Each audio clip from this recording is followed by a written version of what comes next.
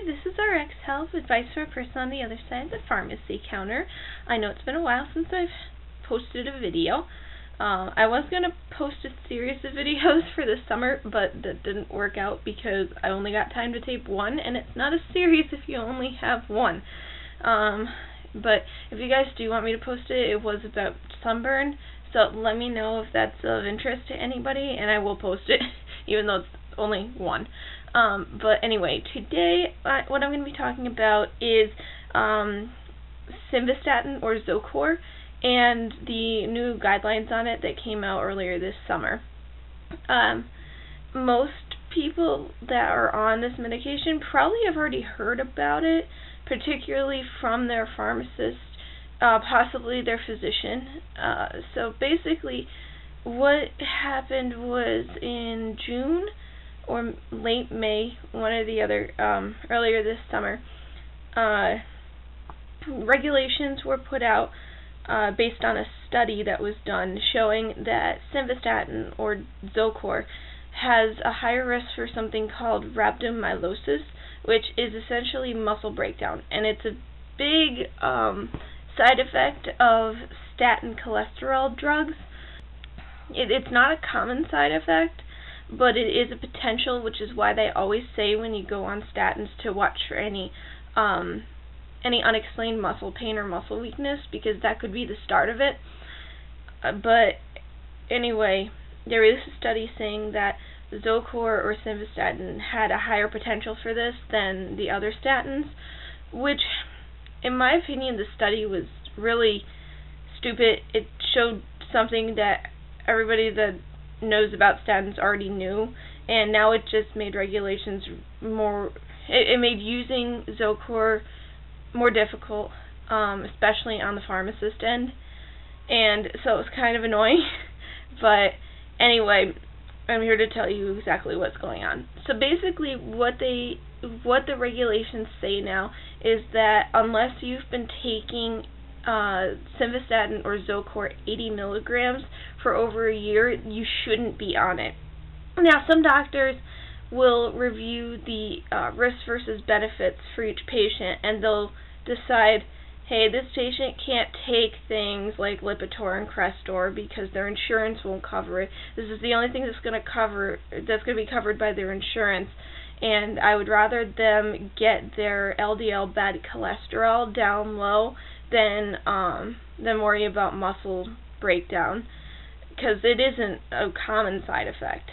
So some physicians will override the regulations, but mainly unless you've been on Zocor 80 milligrams for over a year at this point, pharmacists are supposed to call the physician and let them know about the regulations and what they could do instead, which includes switching or just lowering it, or adding another agent to help get your cholesterol panel down.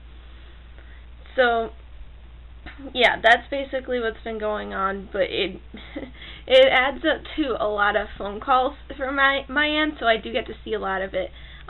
It also adds up to a lot of counseling on my end, so I get to talk to a lot of patients about it in person, which is good.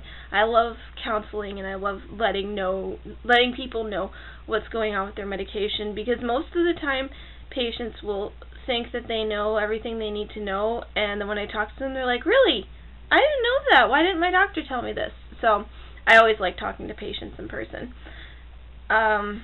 But anyway, the other thing that goes along with the regulation, besides the fact that being on the high dosage, you have to be on it for a year, is that if you're on things that fall under the class of calcium channel blockers for heart problems, such as Norvasc or amlodipine, and cardiazem or diltiazem, if you're on any of those calcium channel blockers, you want to have the maximum dose of Simvastatin or Zocor be 20 milligrams, because calcium channel blockers increase the risk of rhabdomyolysis for whatever reason.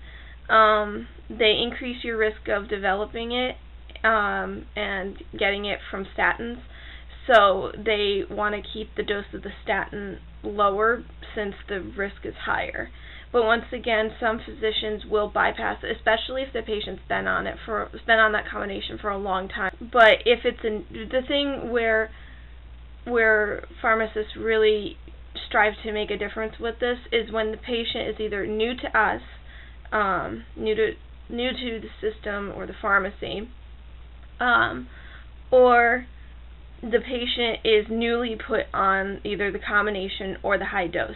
So, but that's basically what's going on, and that's why, if you bring a statin prescription to a new pharmacy, the pharmacist may not give it to you right away. So try not to get too aggravated. It is something that we're supposed to do on our end. That's part of the regulation, is that pharmacists are supposed to contact the physicians and talk with them. So try not to get too aggravated with them, because they're just following the regulations posted. And they're doing it to ensure your safety as a patient. So please, above all, for that reason, do not get aggravated. We're only doing it for your benefit. We're not doing it to aggravate you and make you angry and make you wait more. We don't want to, but we're doing it to help you and to ensure that you are safe. Yeah, that's basically it. This is a pretty short video because the regulations are pretty straightforward and cut and dry.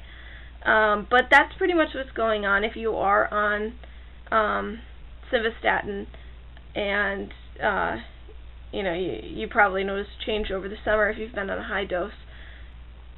So that's pretty much it. If you have any questions, please let me know. Oh, by the way, I'm officially licensed. So I'm so excited. I got licensed 2 weeks ago today, actually. Yeah. So I'm all excited. I am officially a real pharmacist, not just a pharmacy school graduate. So yay! And I have a job, so that's good. But yeah. So I think that's it for today. Let me know if you guys want that summer series only video that I made about sunburn, and I'll post it. Otherwise, I'll see you guys when I think of a topic next time, which hopefully will be soon because I'm working and I see things more up close and personal. Alright, I will see you guys later. Bye!